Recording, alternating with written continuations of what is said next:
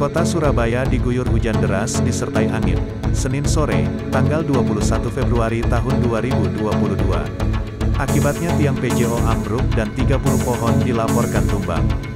Selain itu di wilayah Surabaya Barat, diketahui terjadi hujan es dengan seukuran kerikil hingga batu besar. Badan Meteorologi Klimatologi Geofisika, BMKG, kelas 1 Juanda Surabaya menjelaskan, ada beberapa faktor yang menyebabkan terjadinya hujan es di kota Surabaya, khususnya bagian barat. Kepala Seksi Data dan Informasi BMKG Juanda, Teguh Trisusanto menerangkan, dalam ilmu meteorologi disebut juga dengan hail.